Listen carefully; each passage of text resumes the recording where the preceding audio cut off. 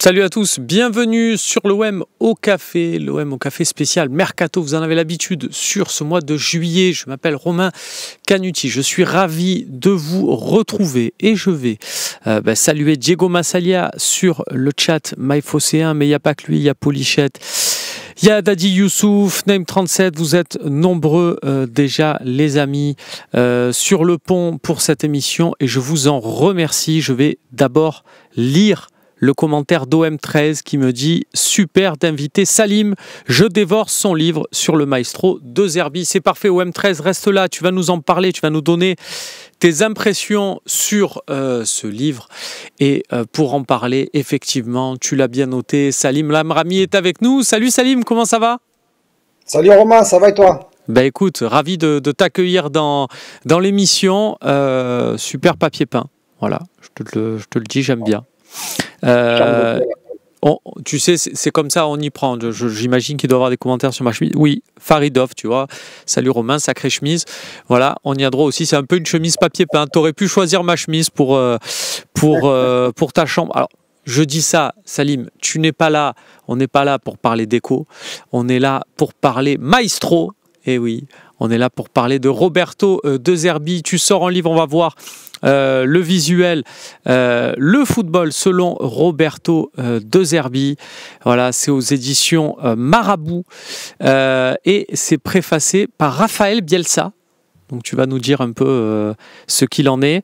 Voilà, un livre sur le coach de l'Olympique de Marseille. Après cette saison-là, tu l'as fait, on va en parler, hein, mais tu l'as fait là pendant cette saison où il était à l'Olympique de Marseille. C'est ça, c'est un projet qui est né en début d'année. En septembre, j'ai reçu... Alors tout d'abord, il faut savoir qui écrit. C'est un supporter de l'Olympique de Marseille qui écrit ce livre.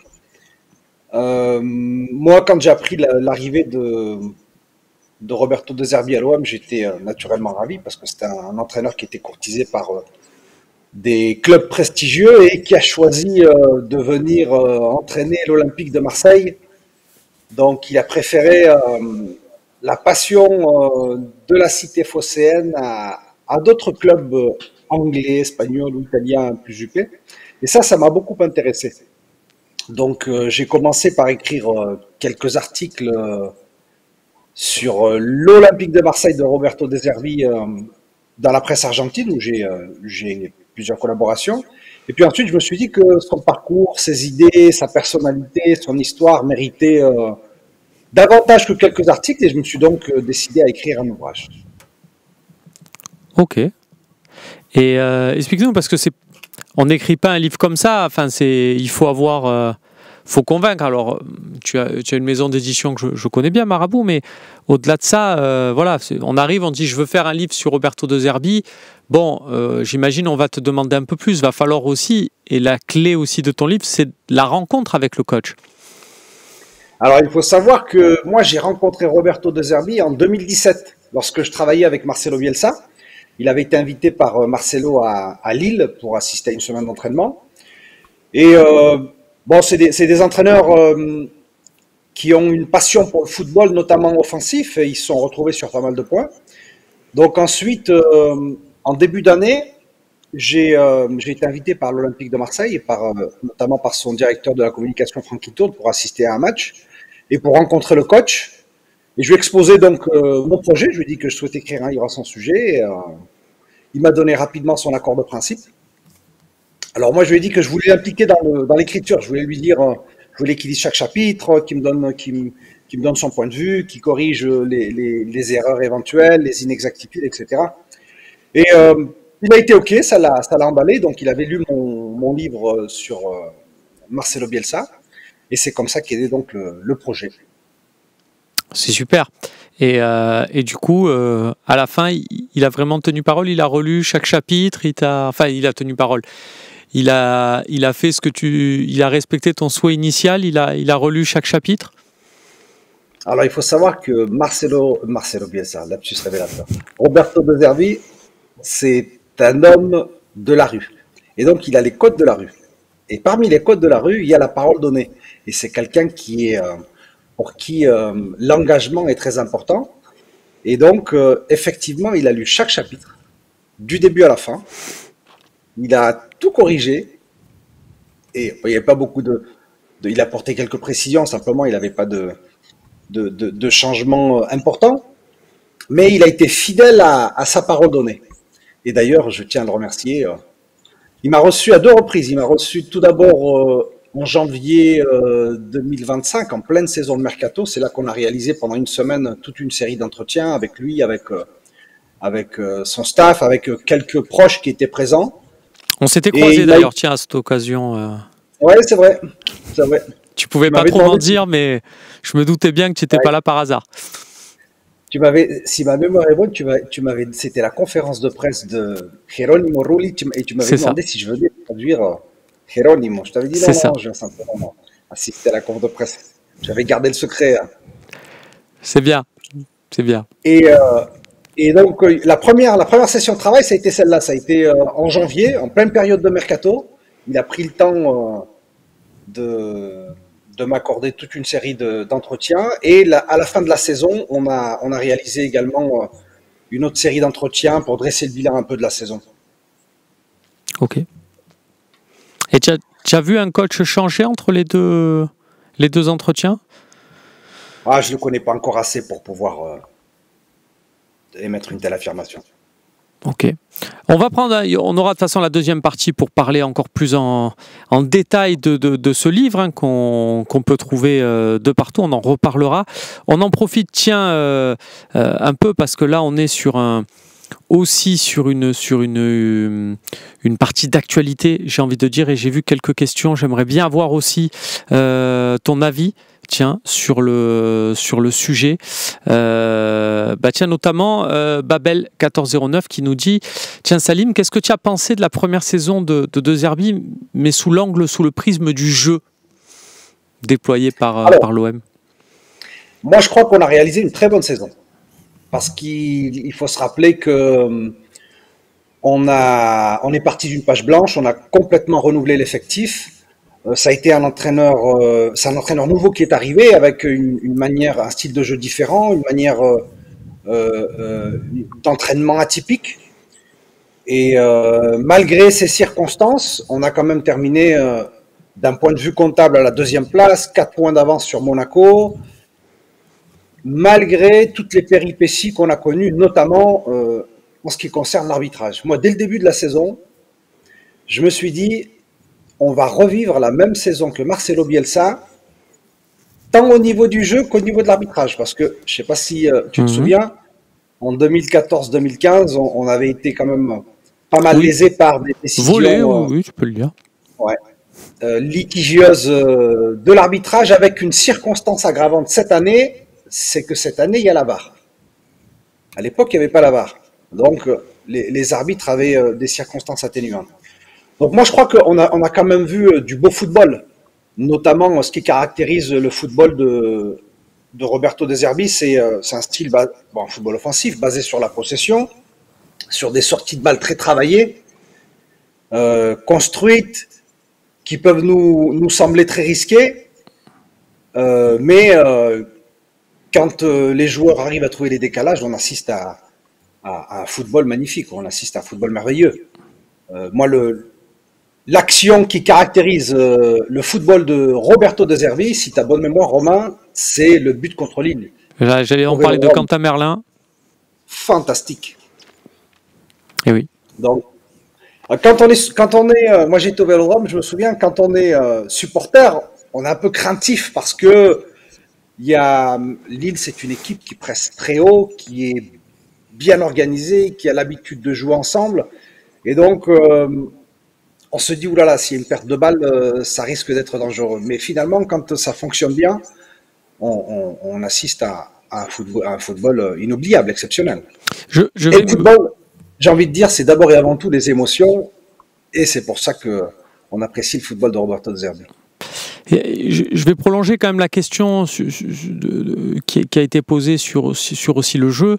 Parce qu'il n'y a pas eu que le côté des équipes où des fois on est un peu craintif au Vélodrome. Moi je trouve qu'au Vélodrome aussi, sur certains matchs, on n'a pas su enflammer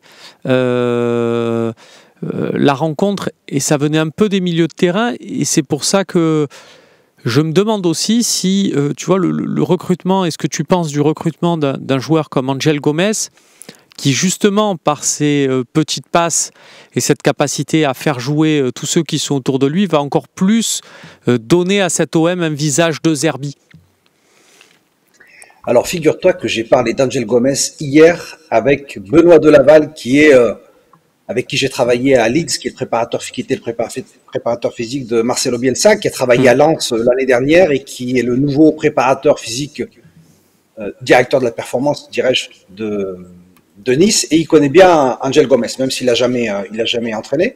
Il m'a dit que c'est un super joueur, adapté au football de Roberto De Zerbi, qui a une bonne vision de jeu, qui a des passes courtes, etc. On va voir s'il, d'un point de vue technique, d'un point de vue talent, il correspond parfaitement au style de Roberto De Zerbi. On va voir maintenant comment il s'adapte au Vélodrome, parce qu'on le sait tous, jouer à Marseille, c'est un autre métier. C'est pas comme jouer à Lille ou jouer à Nice, etc. C'est différent. Ouais, on l'a constaté à de nombreuses reprises. Oseb Mouitoua nous dit du coup, est-ce que c'était vrai le coup de la tentative de départ après la série de défaites, ou c'était juste un bluff? T'en as reparlé de ça avec lui, donc c'était après le match contre Auxerre au cœur de l'automne? Bon, Roberto De Zerbi a un caractère volcanique, donc c'est quelqu'un qui est filtre, et il a parfois des expressions. Il est très bien, il est bien à Marseille. Il a prononcé ces mots sous le coup de la décision, parce que pas venu pour la Ligue 1, il n'est pas venu pour le championnat de France, il est venu pour le Vélodrome. Il est venu pour Marseille. Et lui, son objectif, c'est de rendre heureux les gens. Il a une mission en tant que technicien de football. Il sait qu'il a le pouvoir de rendre heureux les gens, et il souhaitait rendre heureux les supporters du Vélodrome, le peuple du Vélodrome. Et quand il a vu ce blocage, ça a été un peu le principalité en début de saison. Il y a eu ce blocage au Vélodrome de la part des joueurs, et il n'arrivait pas à exprimer le talent et ce qu'il montrait à l'entraînement devant les supporters. Alors que les supporters au Vélodrome, il n'y a pas de meilleur allié. Et c'est la raison pour laquelle il a mis, on se souvient tous, il a organisé ce stage à Malmort qui a été fondateur, parce que avant Malmort, je crois qu'on avait gagné juste 1 ou 2 matchs au Vélodrome.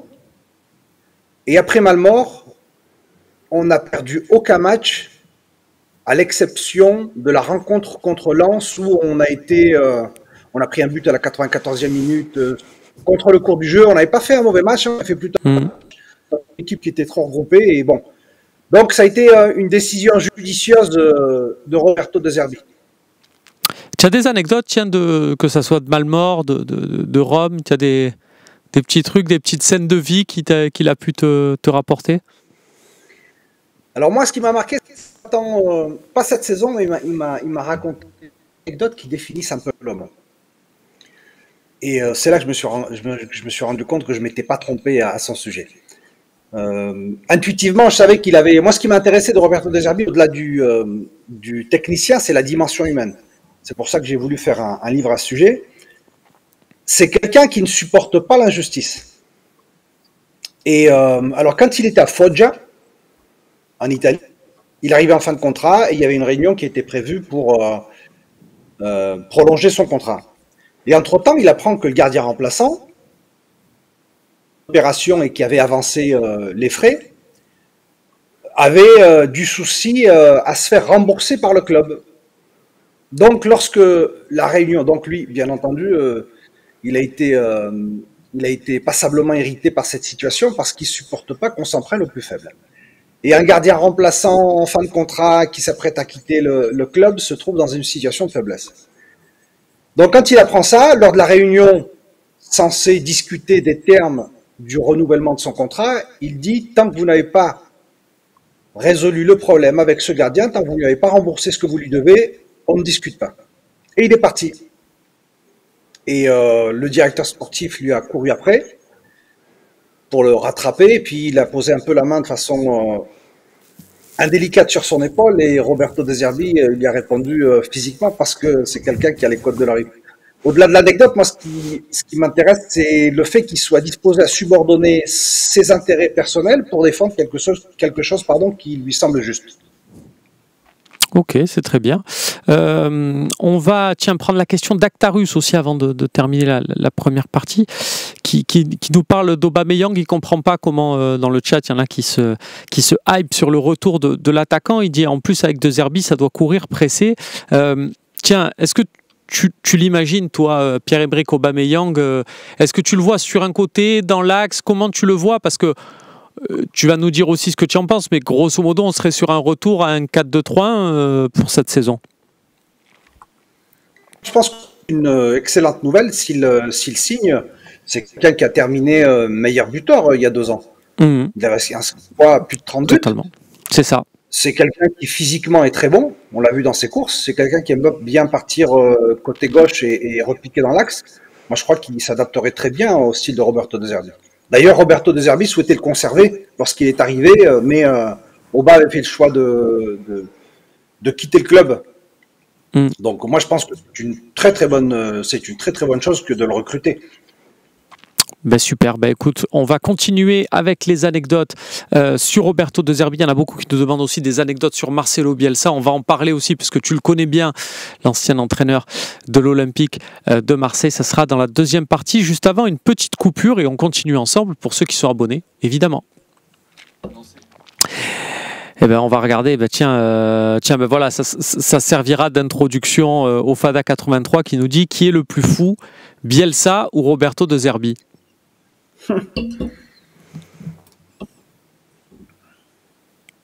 Tu as une idée ou pas, Salim? Tu as une réponse à ça? Ouais.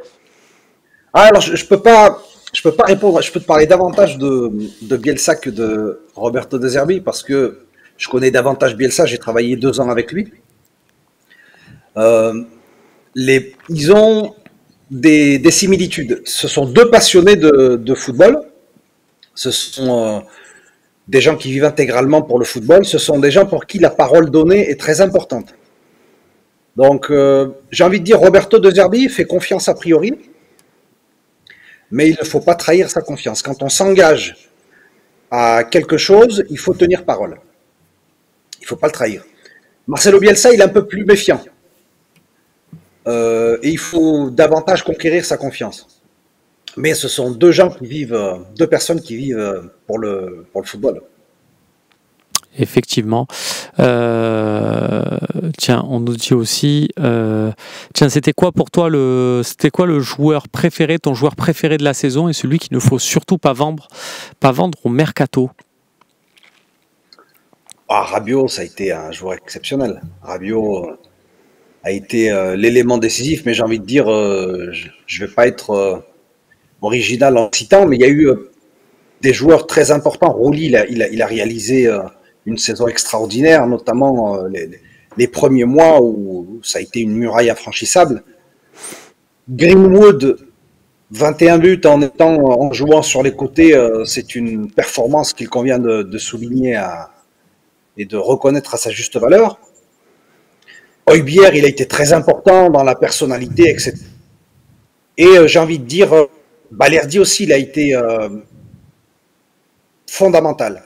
On l'a déjà vu, il avait déjà fait une bonne saison l'année dernière, mais là, en devenant capitaine, il a pris des responsabilités supplémentaires. Il a joué avec beaucoup de courage, beaucoup de personnalité.